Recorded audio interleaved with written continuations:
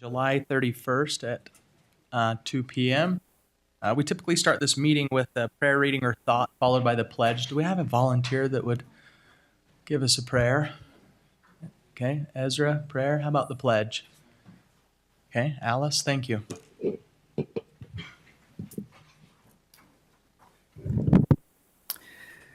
Our Father in heaven, we are so grateful for this opportunity to gather together and discuss the needs of the county. We're grateful for this country that we live in, and we pray that we will be able to make the decisions that will be for the best interests of our residents and our citizens, and remember them and all the decisions that we do. We are so grateful for the opportunity to have public discourse and for safety and protection. We pray that thy grace may be upon this country and upon our county.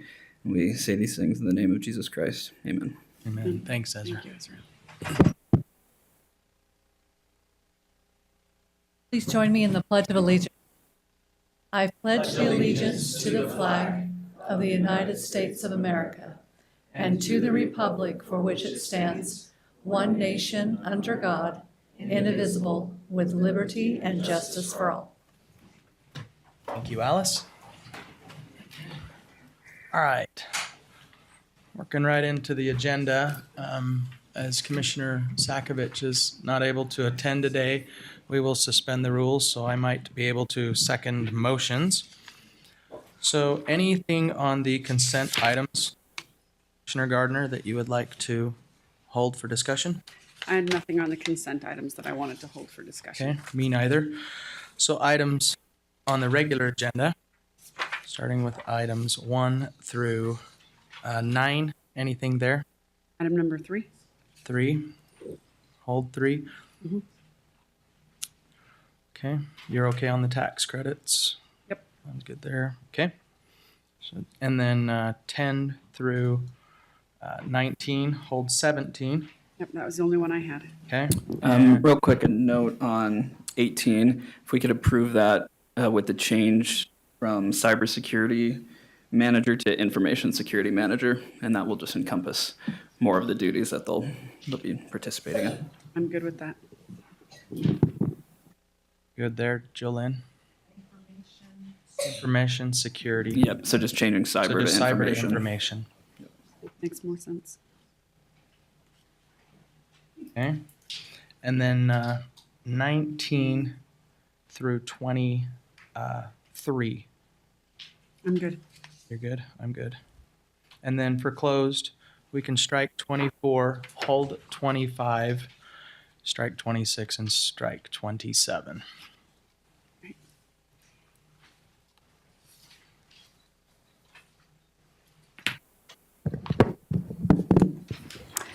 On the regular agenda, we will be holding number 3, number 17, and then on number 18, we will be changing cybersecurity to information security manager. On the closed, we will be striking number 24, holding number 25, striking 26 and 27. Terrific. Okay, item 3.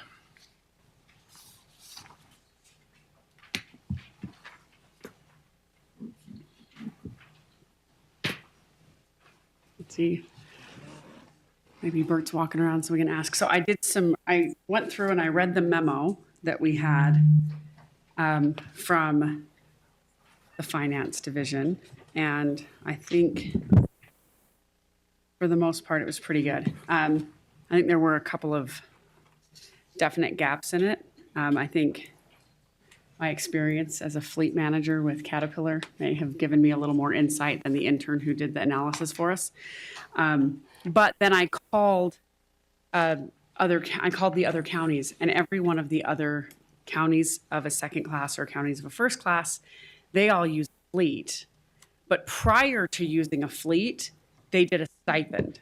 And as I looked at the analysis and chatted with the auditors from the other counties, I would be more in favor of a straight stipend than with the, additional per mileage for a myriad of reasons. But I think the memo had given several options. Right. And I like the option of a straight stipend. One of the main reasons why is we look at like we're not just looking at fuel mileage, which is what was figured when we do idling, but when you look at the wear and tear on a vehicle, you're looking at tire wear, other wear parts like brakes, suspension, steering, etc. And none of those receive wear at idle. And your resale value is not based on how long your car idled. It's based on mileage. And one of the main reasons why that is because mileage is actually what puts wear and tear on a vehicle. So I think adding the additional 22 cents per mile doesn't actually make sense. I think either mechanically or financially, but I think a stipend to each individual. Now, it did mention that some people live farther away than others, but that's their choice, right? And so I think the additional stipend, I think, would make up for that. That would be my preference on it. The only question I had, and I think it came up the last time, was if there's a stipend involved, do I need to require them to have higher insurance limits?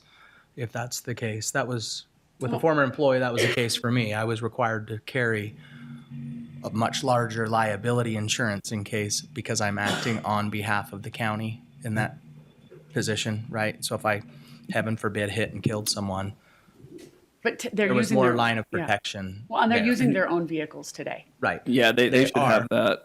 But does my Regardless. question make sense that if it's mileage reimbursement versus a stipend that thou shalt, then is there more of a requirement there? And I think in the future, moving forward, when I talked to all the other counties, they've moved to fleets and they've moved to either hybrid or electric fleets, which would actually make sense in this case because then when you're idling, your car isn't idling. You can still have access to, the heat and AC and things that they're utilizing. But with the geographic makeup of our county and the way that we're growing right now and the fact that we don't have satellite locations yet, a fleet doesn't make sense because if you've got an employee that lives in Saratoga Springs or in Draper and making them drive all the way to Provo, then to drive all the way to Saratoga Springs doesn't make sense. But when we have a remote location in Saratoga Springs and one in Payson, I could see a fleet making sense at that point. But at this point, I think a stipend actually makes the best sense to reimburse people. It's up. We have varying degrees of people that are out in the field. So the variable cost was kind of good because some people are out a lot, some people are out less. It would fluctuate to how much they drive. A stipend is kind of set, and you don't really know. It could be a tiered stipend too. You could put it, people that drive in this range get this stipend. People that drive in this range get this stipend. Yeah, it's just that changes frequently. I guess the point was this recommendation was done in coordination with the finance department. Granted, the finance department granted. Right, and what I'm saying is I read the memo, and as someone who's actually been a professional fleet manager, there were huge gaps in the memo. And then when I went to go research it, it was an intern that had done it, and while she did a great job, just a quick example, on her first option, and she was looking at fleet options, she figured the initial purchase cost and 1 yearly cost, but then mentioned that we would keep these for 6 years, but didn't prorate 6 years and never figured in the resale cost. So, it's like even level one has huge gaps to the analysis. And so that's why I started calling other counties. And so that's the thing is, most counties use county vehicles. And there's several reasons why. One is it's just hard to really quantify exactly how much additional wear and tear it is on the vehicle. Two is we drive around neighborhoods taking pictures of houses, and we're driving around in our personal vehicles, and we've scared a lot of people because we don't have a marked car. And so when I told them that we drive personal vehicles, they couldn't hardly believe that we do that because we get a lot of phone calls from police people and neighbors saying, this person has claimed they work for the county assessor's office. They're taking pictures of people's houses and they're freaking people out. And I'm okay if we want to go through and do an actual more in-depth analysis on possibly using fleet vehicles. But like we've said, it's very expensive, and the appraisers don't necessarily want to use the fleet vehicles because of the inconvenience of having to come back and work And I agree with to that. pick them up. Plus, they got to keep all their stuff in it and stuff, so it's nice to have it all in their personal vehicle. But I guess, are you saying, this was discussed with the legal department, with the finance department, we all kind of agreed on this? Do you want us to kind of go back to the drawing board, I guess? Is that what we're Because I saying? couldn't find a single other example where they do an No. increased mileage at 22 cents per And mile. long It is story very, short, it's very unique. we're probably at different odds. I'm good with the 22 cents, and if she wants something else, today would be no tiebreaker. There would be nobody And to whatever break we the do tie, now but can be adjusted later, but unless you wanted to go 22 cents until your analysis was done, to approve something today and then do an analysis on hiring or getting a fleet. so it's basically adding about 33% to the cost of driving, trying to estimate. Nobody knows for sure how much wear and tear that puts on a vehicle, but it was a best estimate given what we have. Well, and the memo basically states too, there are very specific examples of if you do live in Salt Lake County, when your mileage would begin and Yeah. end, right? Like, And by the way, just anecdotally, I have to tell you a story. Since it's so hot outside, we have them. They're working. They go back and they sit in their car and they try to cool off with air conditioning. We had one of our appraisers have a heat stroke, went to the ER. So them sitting in their car, letting their car idle, is really important right now, given the heat, because they can't be working constantly in 100-degree heat. So anyway, so that's the proposal, 22 cents a mile. I don't know what everybody else thinks, but we can go back to the drawing board if you want us to, or we can. Yeah, I like it as is, but it sounds like you're not going to vote for it. no. So then we would be at a lock today. So No, that's I our would options. like I said, I literally could not find another entity that does that. No one does, because everybody else has fleet vehicles. Well, but even before they had fleet vehicles, they used stipends. Okay. So that's, as How do we, you want us to Would- approach would- this item then? Table it to a Table it. future date? Or, Yeah, you could continue it, you could strike it, we could bring it back. That would be my recommendation. Yeah, because it doesn't take, Yeah, we could just strike it. okay. we know that, like I say, we're not going to win with a motion. Yeah, Yeah. and and we'll commit to getting a solution here in the next month, but I would like to do more. Like I said, I did my research and just couldn't find one, and I found several gaps in the analysis, and I apologize, I didn't get a chance to analyze it beforehand, but, and did some research, and I would love to look at this a little bit more. I think in the future, as we have remote locations, I think it does make sense to go to fleet vehicles for safety and several other reasons that you mentioned. But as of right now, I think it would be a bigger headache for your employees, and I want to make sure they're being compensated, but. So along those lines, are you comfortable with something retroactive, like when we figure this out? Yeah, Yeah. absolutely. What kind As am of stipend do you think would be reasonable, so I can kind of have that in mind as we redraft this?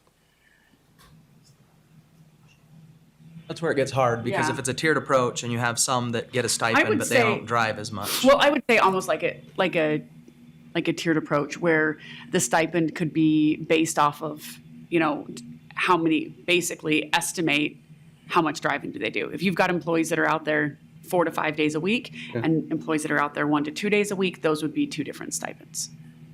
And would it, And I could also see you submitting that quarterly, right? So that they would submit quarterly, this is how many days I drove in the field this week, this quarter. it just seems like a much more of a management challenge, I think, with the No stipend. more than tracking your miles. Yeah, but it's just so automatic we would just have a rate. They just put in their miles and automatically calculates the rate. But there's no point discussing it any further if we're at an impasse. Yeah, on a stipend, they're going to win some months and they might lose some months, depending Yeah. on how much they drive. If you come up with some range, Yeah. it's some tiered approach. If your main person that's out a lot is out a lot, right? They might win some months, but that's why I like 22 cents, because it's the most specifically fair approach right now. Versus if every other county is doing fleet, we know why they're doing fleet.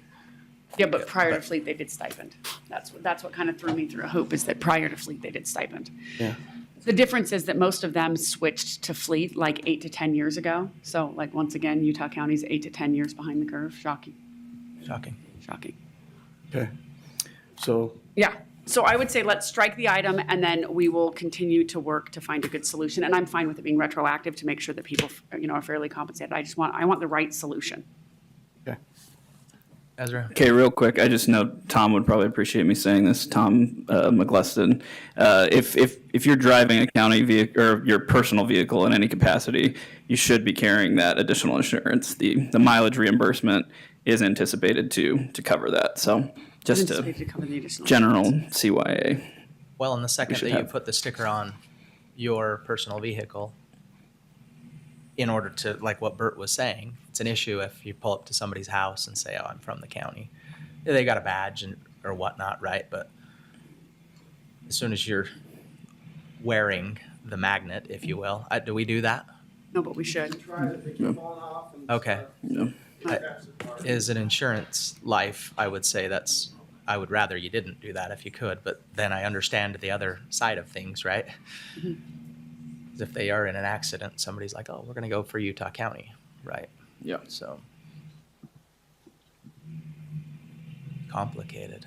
Yep. But thanks for working Hence through why it. everyone else has gone to fleet vehicles, even if it It's costs kind more. of, Yeah. I mean, yeah, It costs more, but it's cleaner.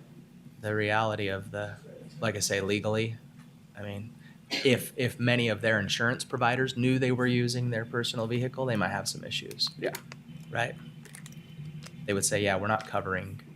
They want to know if you're an Uber driver. They want to know if you're Yep. working for Chrysalis, driving people with special needs. If you're using your vehicle as a pizza delivery person, they want to know. And so that also opens up a whole nother can of worms. Yep. Okay, so motion to Yeah, I'll make a motion to strike. item 3. Yeah, item 3. Okay, second, all in favor say aye. Aye. Aye, okay, that item is stricken. And moves us to the next item, which is 17. Mr. Bryce? Afternoon, Commissioners. Bryce Armstrong, Community Development Staff. As you're aware, this was a matter that was brought to you a couple weeks ago, and the Commission continued it for 2 weeks for the staff to work on some amendments or some suggestions to maybe accommodate the intent of the applicant's proposal. And so I thought I'd just give you a quick summary of what's happened in the last 2 weeks. And I sent you an email last night that was quite lengthy, so I don't blame you for not reading it, but if you didn't. But let me just summarize real quick kind of what we've been doing. So staff worked on a proposal specifically focusing on the issues that were brought to the attention by both the Planning Commission and the County Commission. We provided that proposal to the applicant.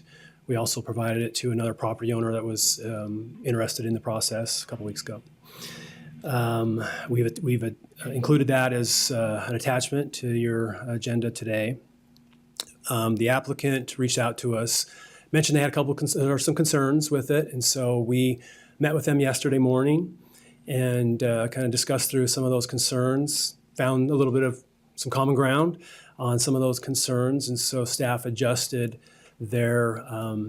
their proposal to incorporate some of those common grounds, and so we've also included that as an additional attachment to your agenda request. And then the applicant still had concerns that we kind of came to an impasse on, and so they've also provided their own version of a proposal, an amended proposal from their original, which has also been included. Jolyn was an all-star and got those all loaded up this morning. So anyway, apologize about the late nature of those, but that's kind of how the process worked out. I don't know if you want me to run through staff's proposal in general, or just field some questions. Kind I of. think for sake of time, if we were to, my first question would be, where are we as far as after yesterday's meeting? How far apart are the applicant, Utah County, and the third question I throw in there, and we referenced other counties having maybe more up to date, agritourism. So then how far away are we from all three of those Sure. coming together as one? Does that make sense? Absolutely. I can give you a perspective from the county as far as how far apart we are. The applicant's proposal has some provisions that staff really would be quite opposed to, especially creating some new definitions that may have some unintended consequences elsewhere in the ordinance, that may not be completely consistent with adopted construction codes. And so definitely have some concerns with those. I think there's some differences on on-site storage allowances, and then maybe a traffic study requirement. The applicant proposed some alternatives to those that I guess could potentially be palatable, but it wouldn't be staff's first choice or feeling of best practice on that. Regarding other ordinances, we looked at a couple others, Washington County and Weber County in particular. Those were mentioned. Agritourism is interesting because, and as I've mentioned before, we are intending to create an agritourism ordinance that's a permitted use. And many of these ordinances that we looked at, they have done that. They contemplate, I think I mentioned this in the previous meeting, they contemplate uses that are certainly incidental to the main agricultural use, but allow some commercial visits for dining or maybe having a bed and breakfast, and educational facilities, which we completely support and are working on creating an ordinance that really uses these other jurisdictions model. Where we didn't find a lot was how they handle these temporary festivals. It was clear that they didn't include those, at least the two we looked at, as, hey, you can have a festival year round with, just like you can have a bed and breakfast. I think those were intended to be temporary in nature, seasonal in nature. So I think we're kind of in line there, but they were pretty quiet on what do you allow as far as structures and the detail that we've gone into on our proposal. What were those two counties? Weber County and Washington County. We've been watching. Okay, those were the ones we talked about, I think. Yeah. With the Farm Bureau. I think I might They have have a maybe little better, yeah. looked at Box Elder County too, but I Okay. don't have those notes. So yeah, I think the proposal, the modified proposal that staff included, is kind of where we've landed, where we feel most comfortable. That kind of strikes that balance of protecting all parties. Obviously, this is an ordinance that we applied countywide, not just for one property or one user. So we need to kind of accommodate all scenarios, or try to anticipate all scenarios the best we can. Did we get the redlined applicants redlines? Yes. So this morning, I have those if we did. I think the applicant's red line was uploaded this morning at 10 o'clock. It's entitled Applicant Revised Proposal 7/30/2024. So it should be in there. Then also they have a clean version there too. So Okay. happy to field any specific questions about staff's proposal, or kind of hang tight. And Okay.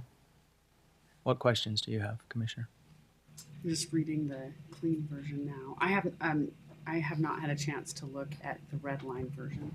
Do we have a copy of that, or do I need to log into the? Probably. I might need to log into the. And maybe we can just, it looks like you represent. Yeah. Okay. All right. You look different than Brady. I am Brady's less attractive colleague. That's So thank you, Commissioner.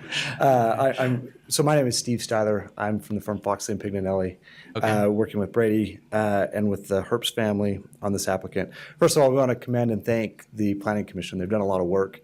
Unfortunately, I was unable to attend the meeting. Brady was here yesterday with Mr. Herbst and family to talk about this. We do have a couple of changes or alternate proposals. I don't know if you've got it up. Ours looks like this. It's got the red on the front. One of the things that we tried to address, and it was in response to some of the requests from the commission, was to define some of these structures and what they are. A lot of that is missing in the county's proposal. And we're not saying that our definition is perfect, but we do believe that it addresses some of the concerns or questions about the types of structures we're talking about. We define agritourism We define agritourism activity, agricultural building, a temporary agritourism structure, and a permanent agritourism structure. A lot of this, I believe, resolves around that question. What is agricultural? What is part of an activity? What has to be removed, and why must it be removed? Some of those fundamental questions we're asking ourselves: what purpose does it serve or benefit Utah County, surrounding property owners, to force an agritourism activity to take things down, move it off the property? And a lot of those have been at least attempted to be addressed in storage and how do we store some of these items. So we do have some concerns. We're not in complete alignment, although, again, we do appreciate the county staff in moving as far as they have.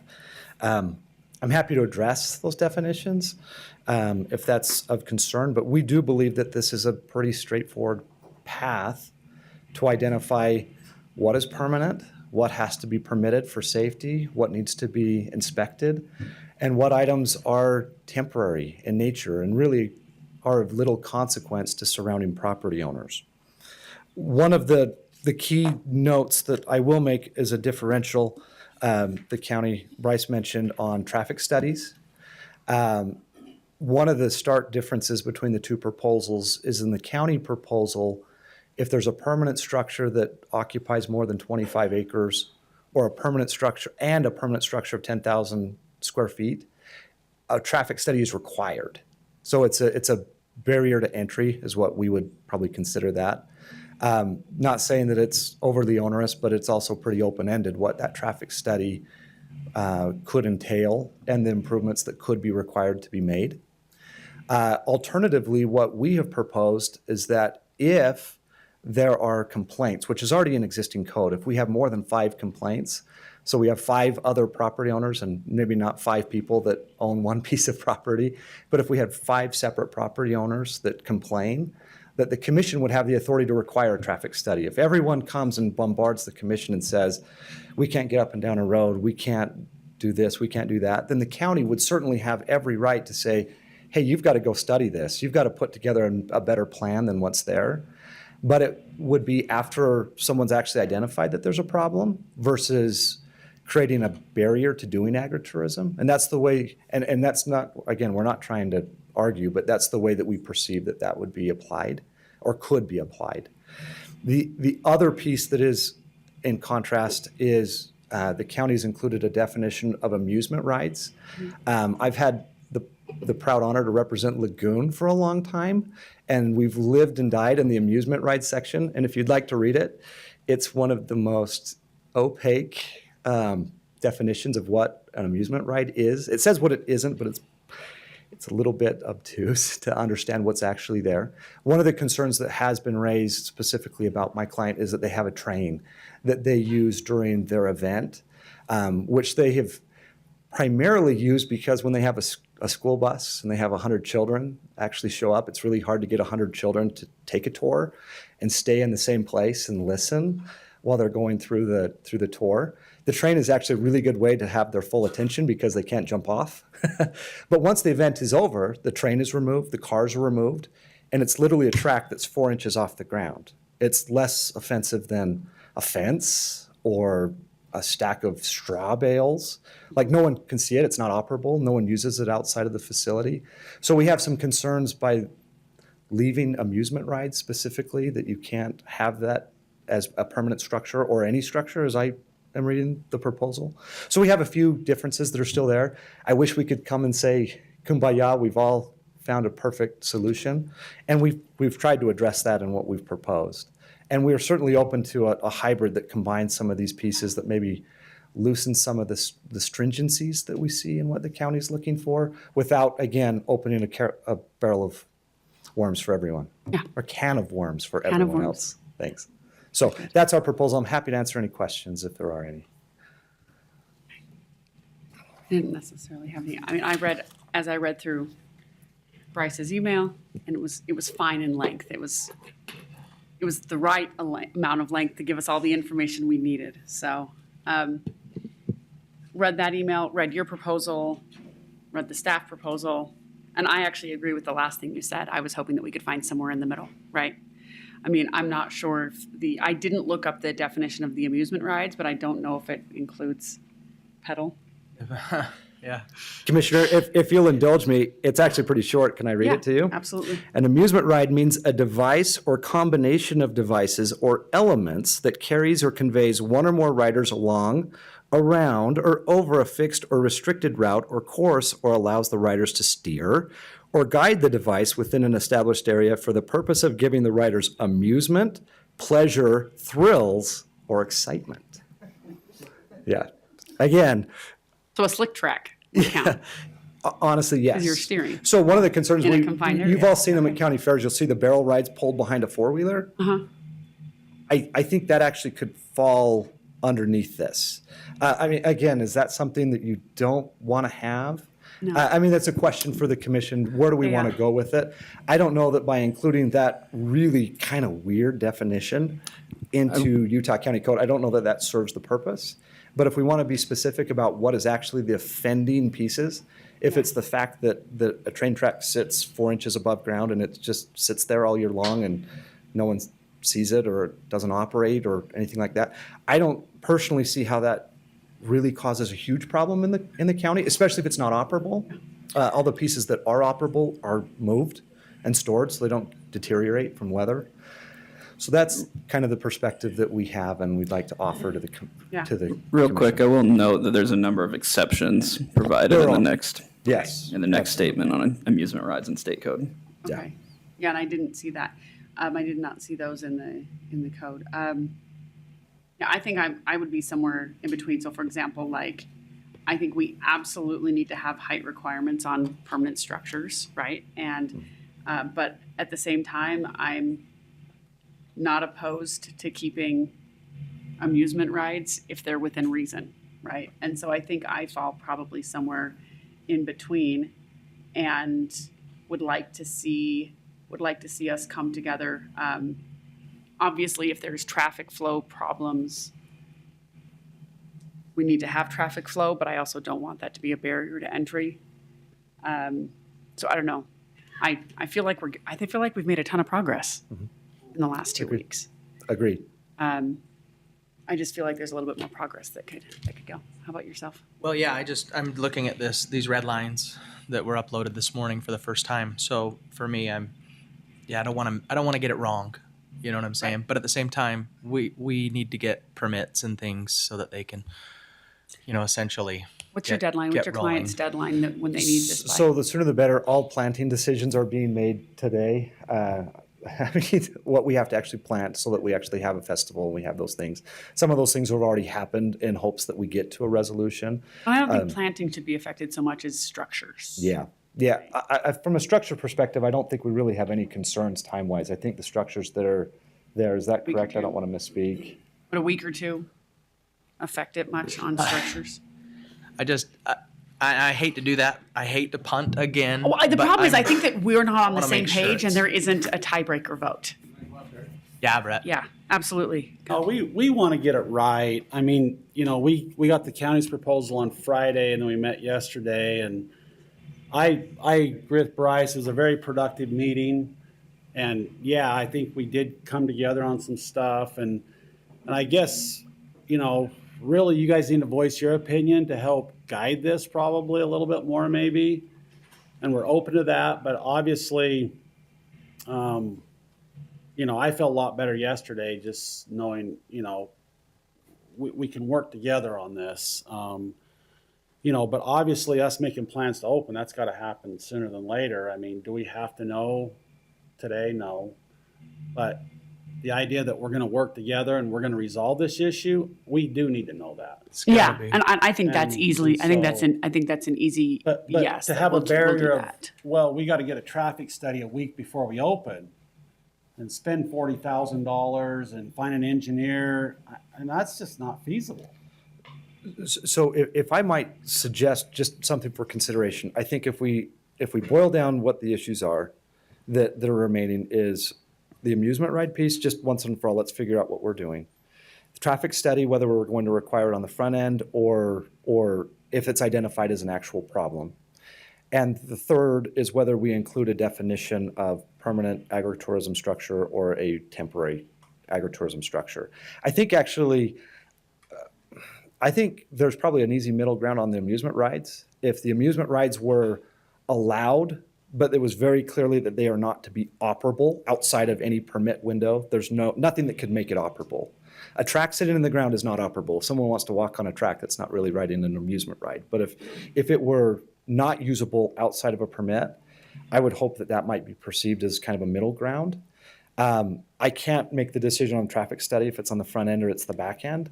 That's probably at the commission's prerogative to determine when's the right time to do that.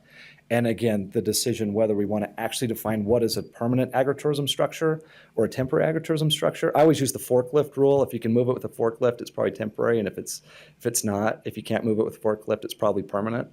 That's the way my simple mind works. I don't know if there's any nice way to put that into a code somewhere, but if we could maybe refine and say those are the only three issues, maybe, unless there's others that I've missed, Bryce, but I kind of see that as the main issues. Just a couple quick comments, follow-ups.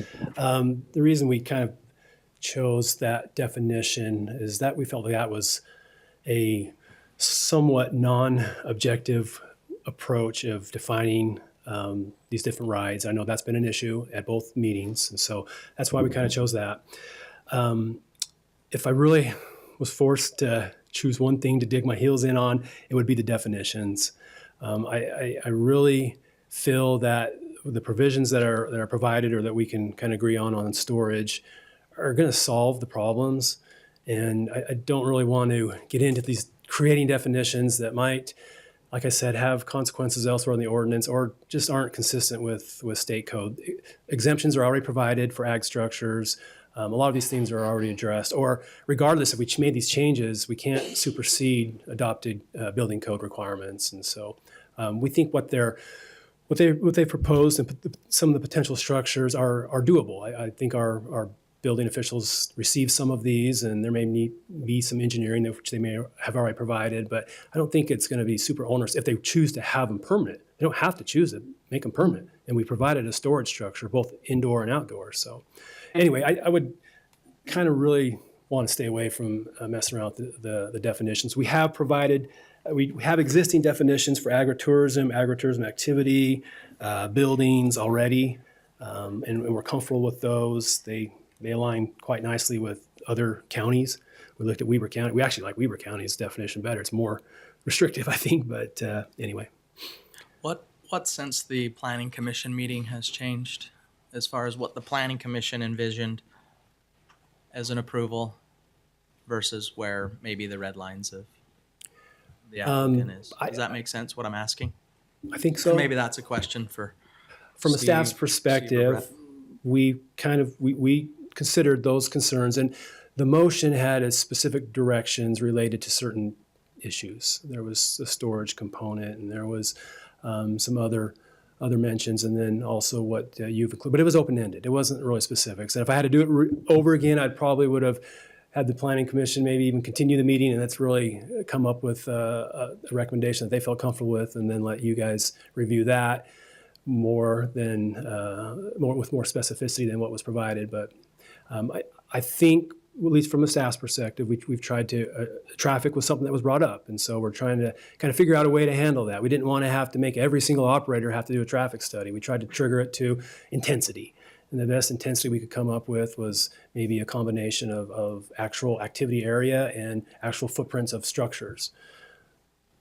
So that's kind of where we landed on that. And it, if it's something that you want to do after the fact, it's a little more difficult to do, but that's something that I think if we need to find some common ground, we could probably find some common ground there too. So. From what I'm hearing from both sides, I think we're on a good path. I think both of you have confidence that we can work through this. I think, definitions, that's not going to hold up their ability to open their business.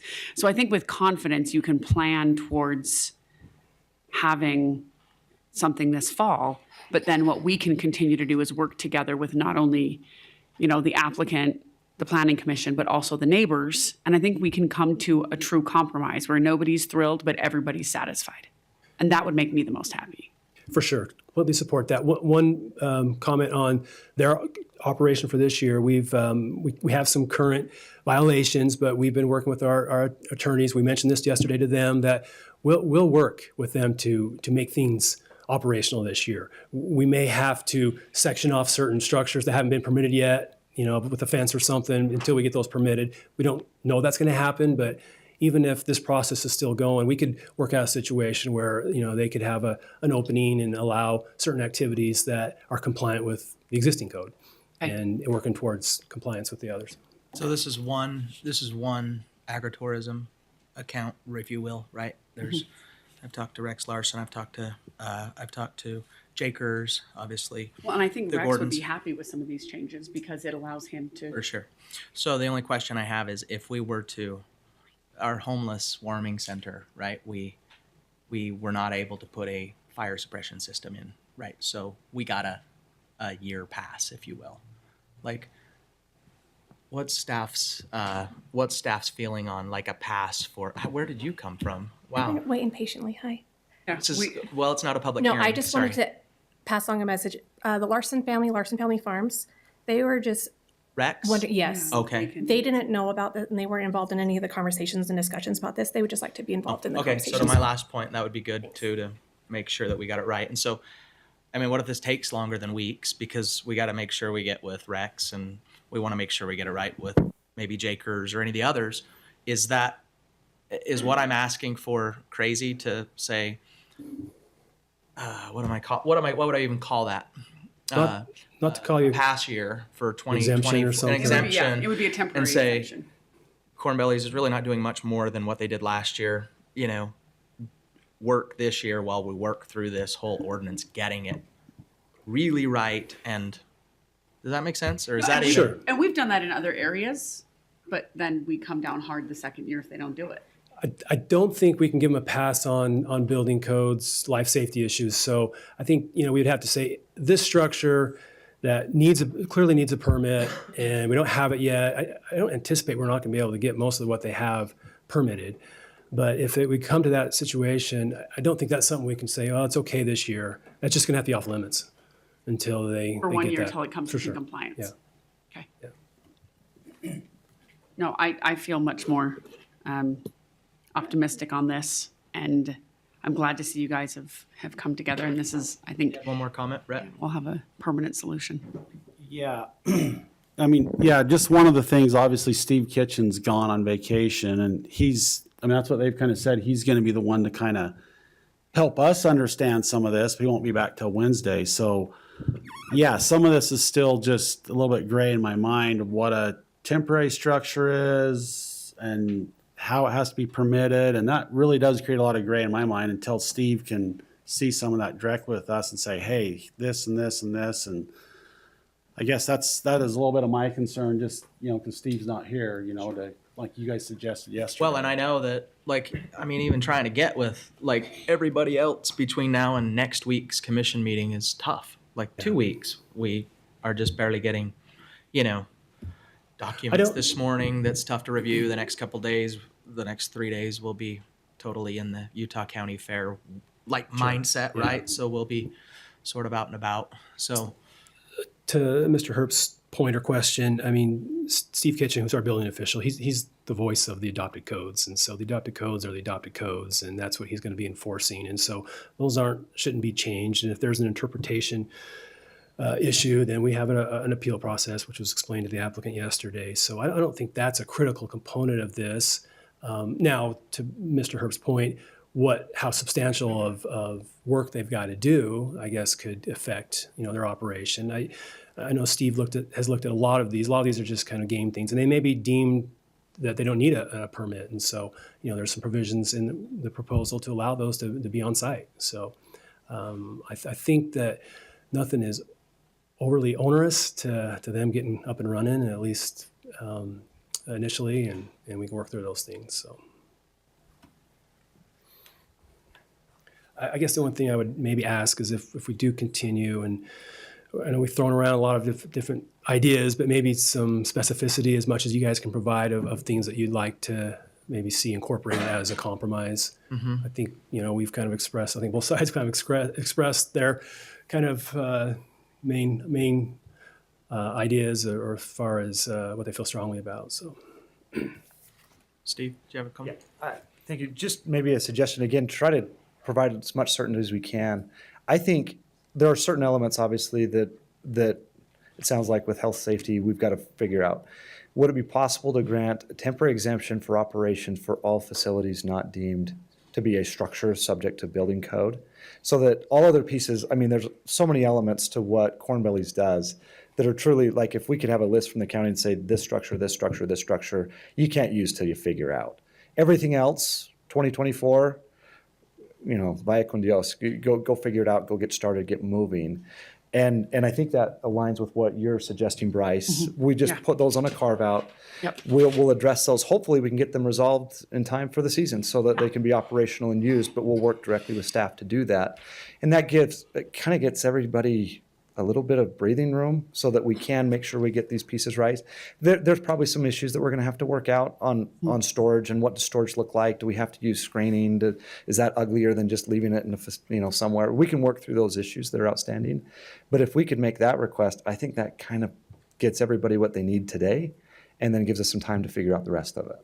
Yeah, we got the nod from Bryce that he thinks that's reasonable. So I think that's absolutely something we can do, and then we can work towards a permanent solution that works for not only just Corn Bellies, but also the other agritourism applications, so that our permanent code does that. But then you can move forward, and like you said, if there's some that you need to work on, you can work on it between now and then. And if it gets done, great. And if it doesn't, you can use it next year when you get it resolved. Yeah, and while I don't represent any of these other folks, I know Jake really we well. have I to know Rex consider very them, well. I think it should be equally applicable while we're figuring this out for all of them. I won't agree. advocate for it because they don't want me to be here on their behalf today, but that's what I think would make sense for the county. It also gives it, like I said, but it gives us time to make sure that we're not causing some unintended To consequence. someone, yeah.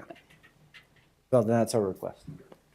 Would it be fair in the meantime, waiting for Steve to come back? Once Steve comes back, if there is some questions we still have after Steve gets here, can you have a meeting as every week or every 2 weeks? Usually every week, Usually but every there are week. some breaks in between depending on. Yeah, so you at the know, most, it would be 2 weeks when after he comes back, but it's probably just one. If there's an arm wrestling match between us, could we come back to this meeting before we do open? That's fully the idea. Hopefully there's no boxing gloves or anything. but- Well, no, the whole Bryce point, and right, is just, I know how Yeah. tough it'll be to get this done in a week. Yeah. Yeah. And so that's why I just like the idea of allowing you to keep moving forward. I think everyone's intentions is for you to have a successful, festival.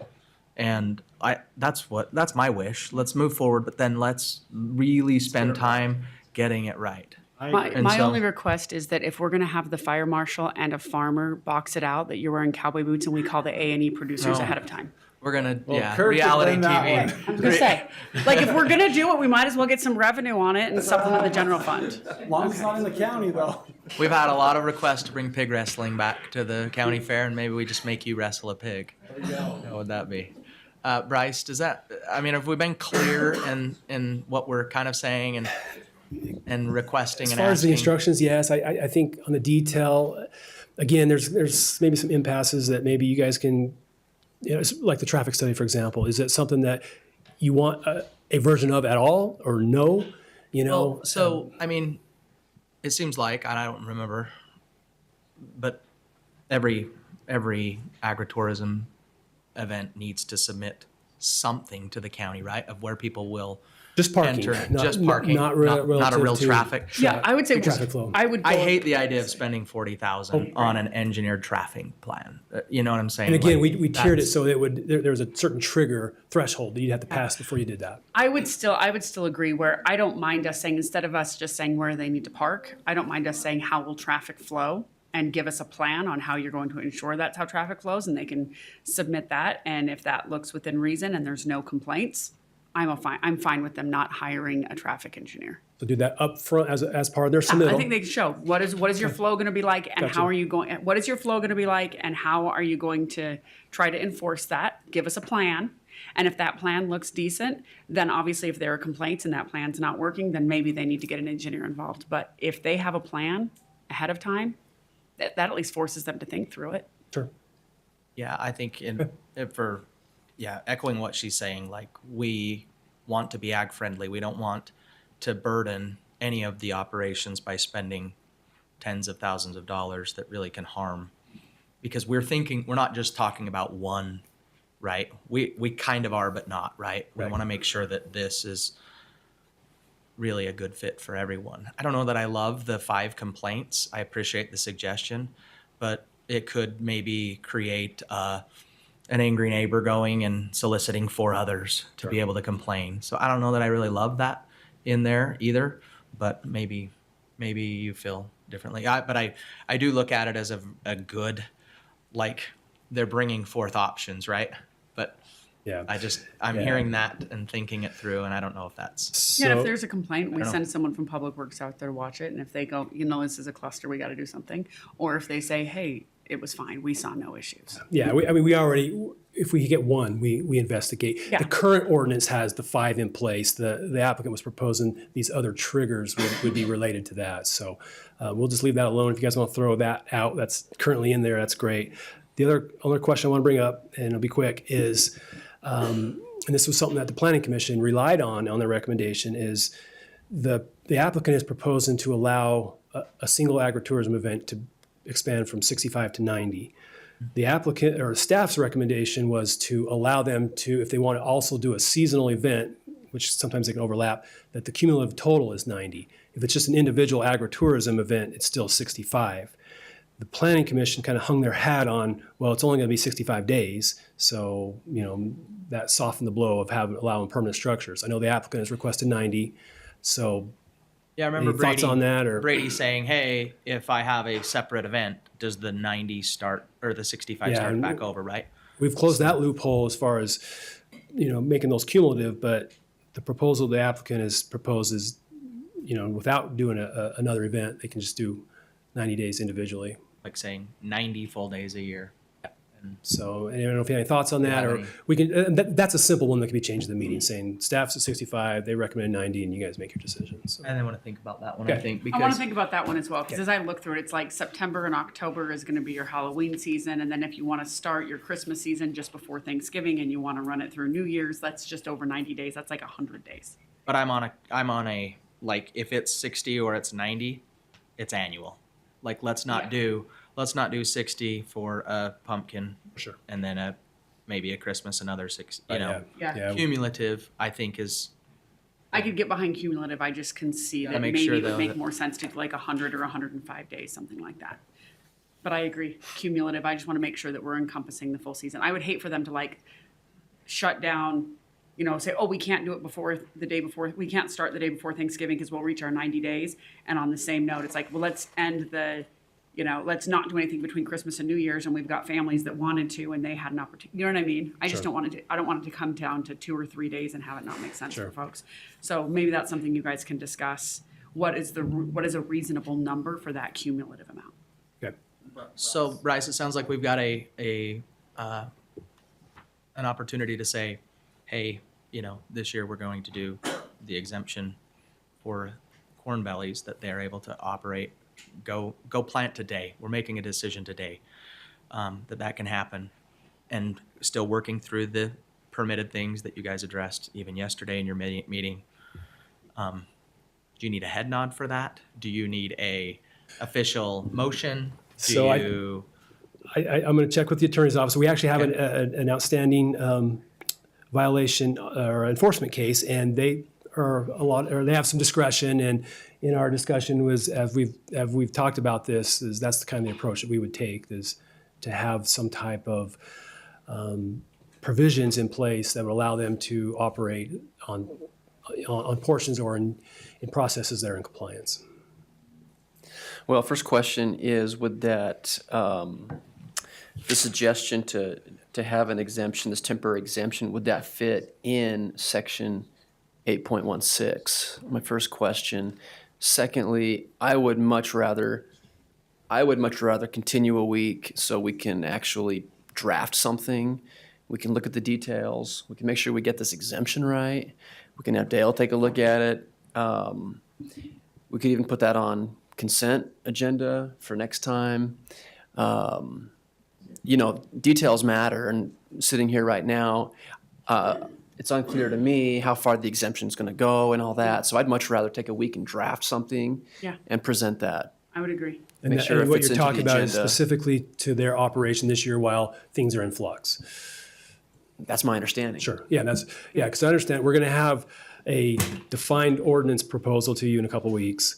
I think that they'll be able to work through most of their options in time to open, but in the event that they can't, this exemption would allow some flexibility. Yeah, I'm good with that. So there are other people then that need to be, like I say, contacted, like Miss Larson said, Rex should be, he was here at the last meeting and had some, Related to the proposal, just kind of farm I mean, that I out. don't want any Yeah, other. related to the permanent proposal that Yeah, could affect yeah, it. we'll- Yeah. as well. I mean, I may it's be kind of hard to leaving pick and some out. choose who you I've send it mentioned to. some. We've heard that the Larson's family would like that, so we'll send it to them. Mm-hmm. And if they want to provide others, then, I'd rather just don't want to sit in a room trying, who should we send it to? I want Yeah, I heard a rumor at the last meeting that there was someone with like a pedal amusement, Yeah, so we that's should not probably true. send it to them So- too. we can send it to them But too. but there may be some that I want to avoid. Let's say there's one in Pleasant Grove I don't know about or something Yeah. that they're Hee-haw Farms. and then they go, That's where my hey, wedding we was. weren't even in the conversation. So that's Anyone my who's fear. watching or is here, if you know of anyone, let us know and we'll send whoever we receive. Okay. If you think we can Yeah. turn it around in a week, then that's my standard. Like I want them to be able to get this. The ordinance proposal in a week? Yeah. Yeah, I think so. Okay.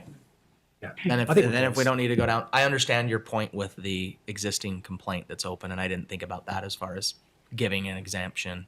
Yeah. I don't want to. Yeah. That's why we have. Okay, so continue for a week. Okay. Okay. I'll make a motion to continue item number 17 until our next meeting. Second, all in favor, say aye. Aye. Aye. Nikki, I know you got one. You just love coming to these meetings. You're just. I know. I know. All right. Thank you, everyone, on that. Appreciate that. Okay. Public comment, we're done? All right. Before we go into closed session, now is the time that we have for public comment. Is there anyone that would like to address the commission? Please come to the pulpit, state your name. And then we.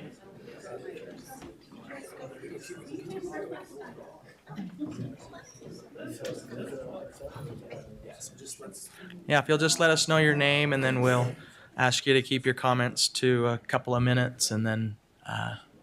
Okay. Hi, I'm Juliana Westberg, and I'm from West Mountain Community. And we've got a really big issue that you guys are probably aware of. So we moved to West Mountain about 12 years ago. We built a home, and it's a really beautiful community, as a lot of you know. And it's one of the third most expensive places to build because you have to buy 5 1/4 acre lots. So there's a lot of homes that, people build there that are kind of expensive. About 6 weeks ago, we were aware that there's a shooting range that is being proposed 300 feet from the boundary of my backyard. Actually, that's not true, from my front door. And as a community, we have submitted hundreds, almost 1,000 complaints with the BLM during the comment period, and that's over. That comment period is over. But I wanted to talk to you guys today about some of the significant human impacts that's going to create for our community if this proposal goes through. Some of the concerns are related to noise. So I don't know how many of you guys shoot. I shoot, and there's a lot of people who shoot. And 50 pistols, they're having a 50 pistol bay or so. There's going to be a 1,000-yard target.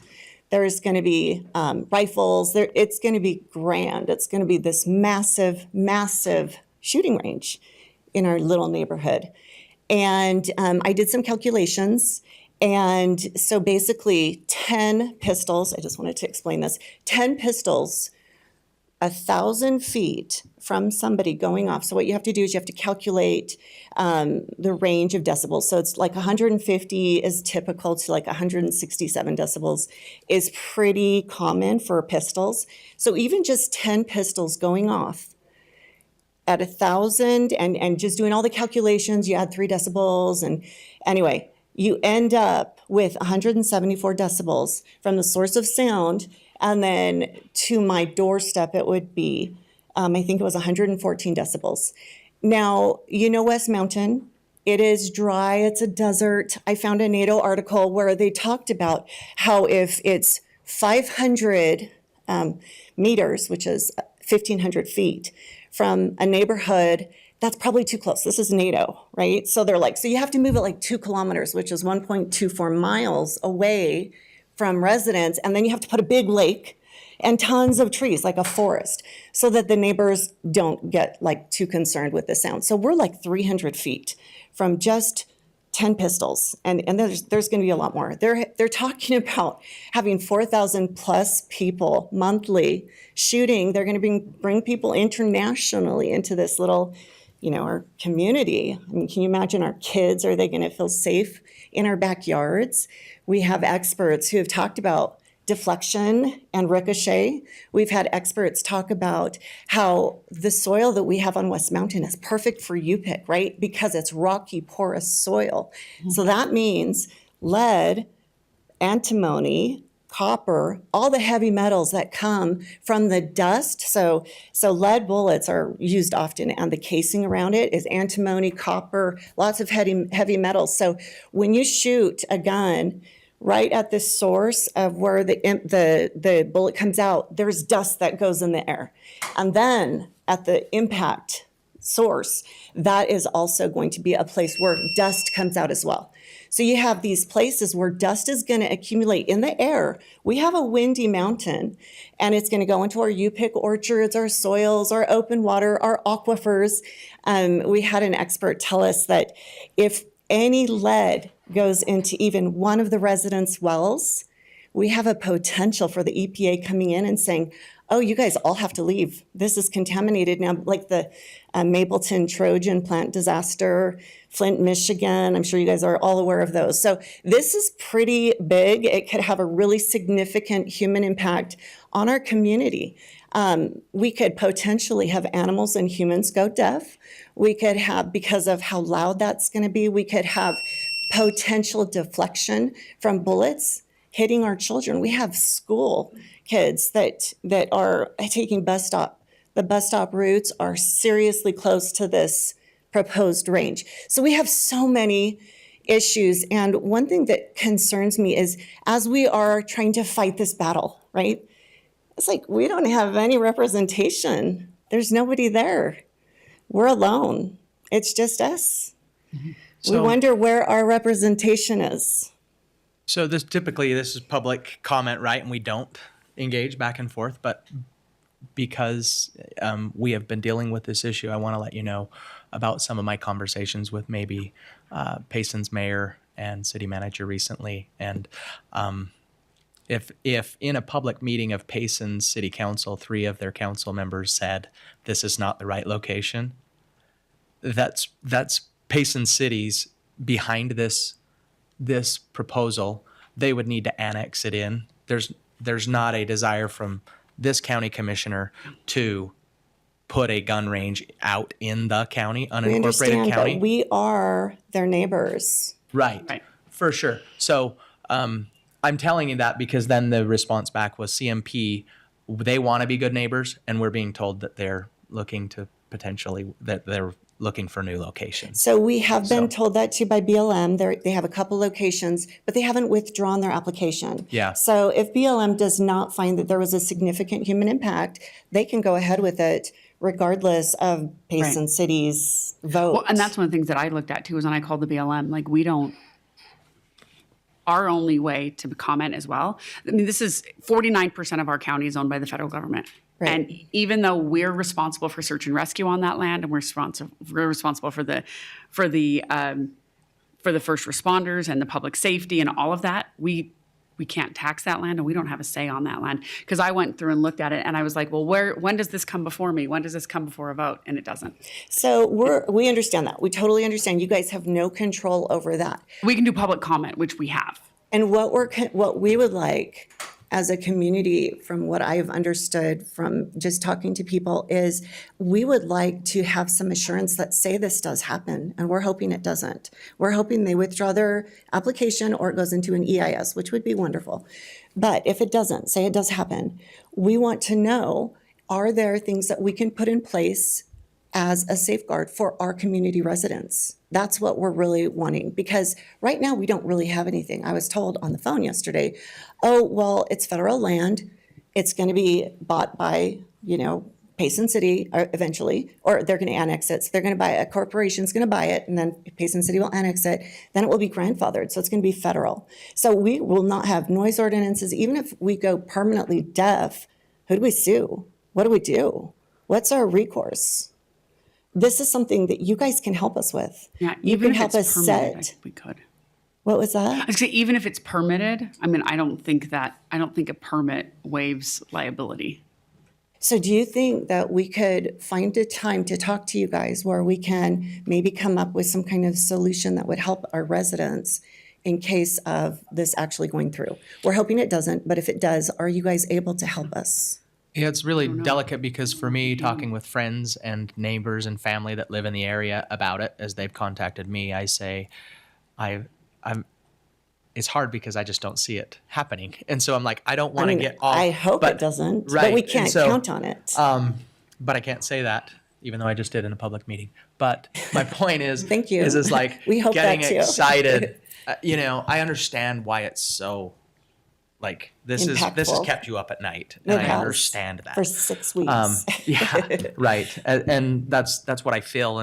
And like I say, friends and family are like, come out and walk around and things. And I'm Yeah. like, but I've had these conversations and I don't feel like, that it's really heading down a path that, I think that especially we have after to what I heard plan about for Payson's it. city council meeting. And we've heard rumors as well. The only thing is, and I know my time is over, so I'll just end. But my only thing is if it does happen. So that's the concern. We don't want it to. We think it's not going to because of the impacts. We think it's going to go to EIS at the very minimum, and then CMP won't be interested. But if it does, that's where we would like to meet with you guys. And even before it did, we could absolutely do that. I mean, exactly what Commissioner Gordon, as you notice, there's 2 I know. people sitting here, but there's 3 seats.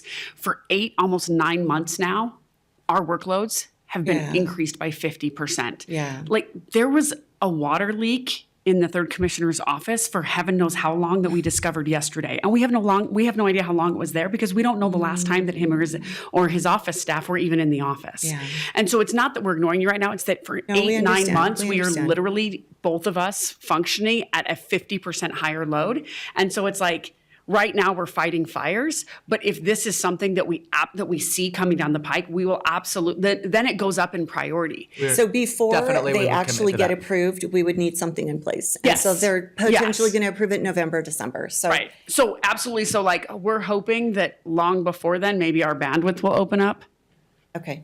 Praying. We're That doesn't help you We're all sleep, praying. you know? No, It it doesn't doesn't. help But I you just want you sleep. to I know. know you lived so close to us. Yeah. Goes out there and I was out there and I absolutely see it. And it's absolutely in the back of our minds. Okay. We're just fighting so many fires right now because for 9 Okay. months now, we're functioning at 50% higher. I know, and I'm load. so sorry about Yeah. Commissioner, but thank you so much for Yeah, listening. absolutely. Thanks, Jillian. Yeah. I'll try to keep this short. My name's Kurt Sorensen. My family owns a fruit farm that we own 1,700 feet adjacent. We share the border with the BLM parcel that's in question. Today, our family is harvesting our sour cherries. We belong to Payson Fruit Growers Association. We are also a couple hundred feet from what on the sketch shows the main core shooting area.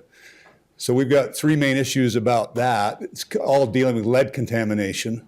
It's going to be a little bit of a repeat of what was just said, but this is an existential threat to our farm and to our homes. And we think the science is on our side, that this does not make any sense right next to farms, right over our wells. As you probably aware, everyone in that neighborhood has their own well. That's where our water comes from.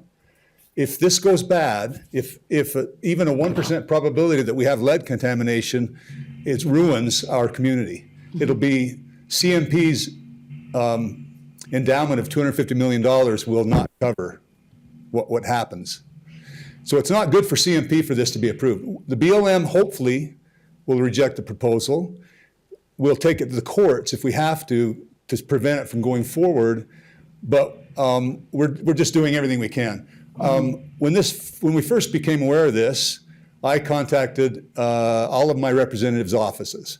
and I heard back from Senator Romney, and I was assigned a caseworker, and ultimately a gentleman named Kent Wilson, who is he's the Eastern Utah director for Senator Romney's office. He's been assigned to this, even though this is not in Eastern Utah. And he's been involved with this for some time. And so I speak to him regularly, and I think he's somewhat neutral. A lot of people would love to see this kind of facility in Utah. The problem is with the location. We have 23.8 million acres of public BLM land, which they advertise as being available for shooting. There's got to be a location that would be suitable for CMP. We had CMP's project manager in our home a couple of weeks ago trying to convince their board of directors to go somewhere else, trying to do everything we can. And they're very frustrated with the BLM. They would like to move on, but he told us very frankly, if the BLM approves it, we're going to do it. And so, of course, we're going to try to prevent that. But this Mr. Wilson from Senator Romney's office asked me, he knew I was coming today, what he suggested is we try to get the county commissioners advocacy, support, at least understanding for what our concerns are. One idea he had is if we could get the federal delegation, the state, and the county all in favor of trying to find an alternate site, there might be a way to convince BLM to move a little more quickly than they normally do, which would help CMP. I don't know if there's a future there, but the reason I'm here today is if you could take an action, I know you're so busy, but maybe to understand our issues, and if you decide that in the favor of acting as our representatives in a position of advocacy, or just to evaluate all of the issues and help us, there may be an opportunity for a better solution than the courts if this goes the wrong direction with BLM. So what he is encouraging us to do is get yourselves on, it's not the right word, but to understand and appreciate the issues involved, so that if there is an opportunity their office wants to stay neutral unless they can see it's really in the best interest to do something other than neutrality. And I think they believe it would be a good idea to find a solution that's not that site and that is not in the courts. And I think that you can help us with that, even though maybe you don't have direct jurisdiction. So if you can take an action to make this issue that was discussed a minute ago is very important to the people involved. You can imagine how important this issue is to everyone who lives in that neighborhood. Perfect. So if that could get a little bit of your time and attention going forward, and hopefully, I hope you're right, Commissioner, that I hope you're right. And like I say, my conversations have led me to that. I mean, I've even heard the mayor tell me other locations that are being considered. So I'm taking that on good faith from the mayor of Payson that is true and that's sort of the route they're going. And so I guess that's, again, why I've shuffled that item aside, if you will, saying, okay, I take that on good faith, Mayor, and based upon those conversations, that it's headed towards a different route. The thing that really makes us lose sleep is this is a good thing in many ways if it was done properly in the right location, and if we're not careful, it may be allowed to happen, which would be against the interests of everyone involved, including CMP. It would not be in their best interest to get down the road and then have lead contamination or lawsuits for other things where they've spent millions. We've got a big problem at that point. Understood. That we can't get, it'd be hard to get back from. So anyway, thank you for your time. Thank you, Kurt. Is there anything else that we've not, sorry, I was going to tell the next, just in lieu of time for the meeting, that has not been discussed that you'd like to add to the Yes, I'd like to ask about You also get your annexation. Russell Smith. Okay. So annexation, can Payson City annex this without approval from you guys? Yeah. They can just annex it, so they don't need you? We don't own that land. I don't think we can. I don't know the answer to that, attorney. The reason Can they I just ask is- annex that land in without our approval? I know that's been asked us several times, and I've just not really got excited about it again because I feel like we might I not think get they there. can. But I think they so can. Payson could just annex it in That's what I without thought, too. our Yeah. consent. Is The so they only can- time that they can't, I think, is if the landowner objects. But if the landowner is the BLM, So what So if what they you're getting annex at it is, in? hey, they annex it Let's without say, yeah, us let's being say able to they stop annex or it block. in, but us being in county under your jurisdiction, there is under Utah County Code Chapter 13, it says that no weapons are to be discharged within 600 feet of a orchard, a house, a structure, an animal establishment. So it's 13-13-3. And so is there any recourse where you guys can say whether or not you annex it in or not, Utah County has a code about weapons discharge? Yeah, and our code only applies on our county land. So if they annex it into Payson, and that's where. But my house isn't annexed into Payson, it's under you guys, so there's no, so my personal property rights should start at the edge of my property. And if this is the code, that there can't be a weapon discharged within 600 feet of my orchard or my property, shouldn't that still be No, if there's, allowed? I mean, if your property were on the border of Payson and Santaquin, and Santaquin had a law that said X, but you're on Payson property, it doesn't matter what Santaquin law says. Okay, so really the tree we need to be barking up is the mayor. Is that right? The mayor of Payson? It sounds like, I mean, their ordinance, if Because in my understanding is it was you guys because it's county right now. It's not annexed. They're like doing this backyard drug deal saying, hey, we're going to take this as soon as it gets in there, and then the county's out of it. But right now it's county within the county. But it's owned by the BLM. Yeah. Okay.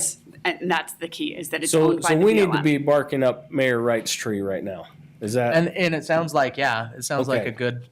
a good effort has Kick been the can made down on the that. road towards Mayor Wright. Got Well, I mean, we never want to say that up here. We want to make sure that, that there's representation, it. Yeah. as your, your Well, county and we commission. appreciate that, and we appreciate you, Amelia, for understanding the area, what it's Yeah, like out there. absolutely. I know we're considered the rebel rousers of West Mountain, but we try to get along with everybody. Okay, thank you. Thanks, Russell. Anyone else? Good afternoon, Commissioners. Amelia, Brandon. I'm here to also talk about the proposed gun range. Tell us your name, I'm sorry. Oh, sorry.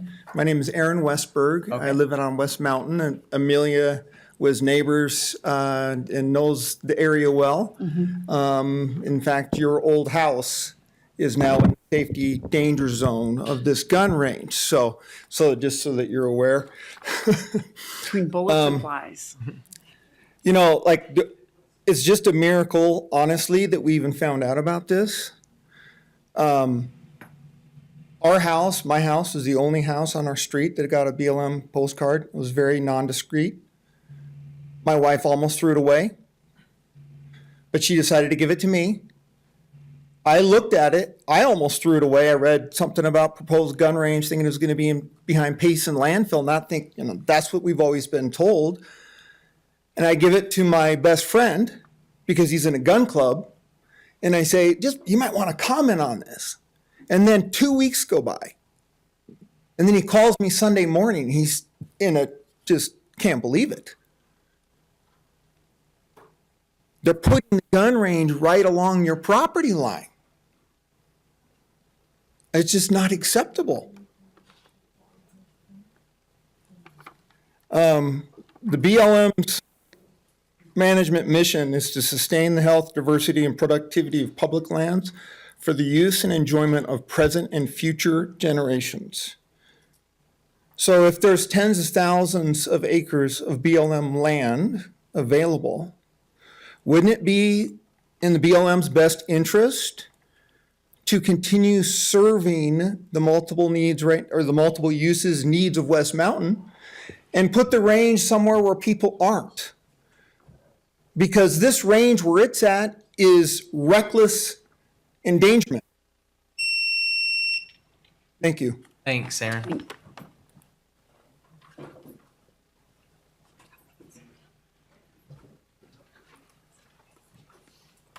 Hi, Angela Lacey. I'm in West Mountain also. I won't duplicate what they have said. Our concern is the reason why we're so hesitant, not just we think we've got it covered, is We go back 4 years into the minutes of Payson City Council, and they're talking about it. We're not a part of it. It does affect them, it affects us, but it just feel like everybody's so sneaky and trying to just sneak this in there and not let us, be aware of it. When I first heard about it, I thought it was where the shooting's legal. And I'm like, yeah, I go out there and shoot. It's fun. But I did not understand where, like how close, like 300 yards from my front door. I'll just tell you a human aspect of this and why we want you to get involved now and not later. Like we really, really would like your help in this to say, okay, great, so let's withdraw it and then start looking for somebody else. You guys have powers that we don't have. I have a daughter that has mental illness. She's tried to take her life 3 times.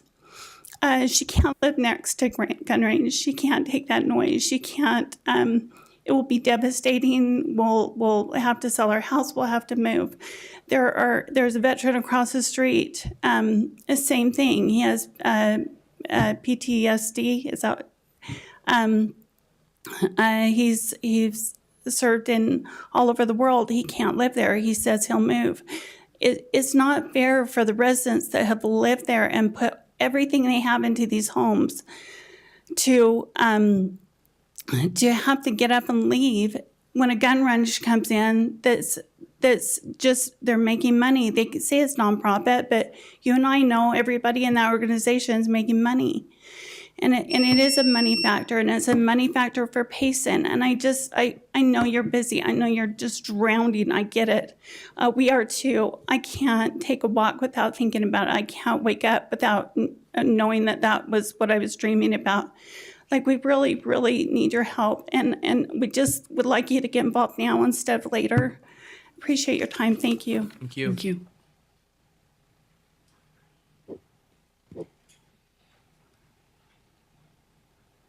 My name's Wendy Little. We have land bordering the BLM land. We have 20 acres right there. And I'm coming at this, I agree with everything. I'm coming at this with, we've had 5 generations of family live there. In our home, that's where we built the home when I was like 1. And my dad came out, bought land out there to do orchards, the Sorensen land. My dad sold to him. So we have 5 generations right now. My grandkids live across the street. I have 2 in the basement. She's 7 months old. We wanted her to live in this beautiful place.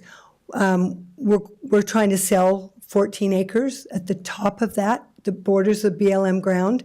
Who's going to come out, buy that land with a gun range right next to it? 30%, over 30% drop in value for any property that people would want to buy out there. The other thing is, I started a 4-H riding program 46 years ago, and I'm 67 years old. My daughter started doing it with me. For 46 years, we've been running a horse program. We have horses. We've taught hundreds of kids to ride and love their horses. We rode up on BLM ground for years, and we ended up, I've talked to every mom that comes or dad that comes on that place with their kids to learn to ride, have absolutely loved this program. We've had a lady, her daughter tried to commit suicide. She's been in the program for 8 years. She tried to commit suicide. Those horses saved her from being gone. Her mom said, I don't know what we would do without Valley View Equestrian. So this would completely stop our program. Why couldn't we help every one of us, help promote this program and keep it instead of teaching kids? CMP said, oh, we're going to teach kids to, safety for their guns. There's 40 ranges that they can go to teach their kids guns. Why would we have to shut this program down? Because horses and guns don't mix. And children that need to have peace and safety. Why can't we try to push this to help programs like this? Thank you for Thanks, listening. Wendy. Thank you. Anyone else? Thank you, everyone. We'll go into closed session now. Thank you. Thank you.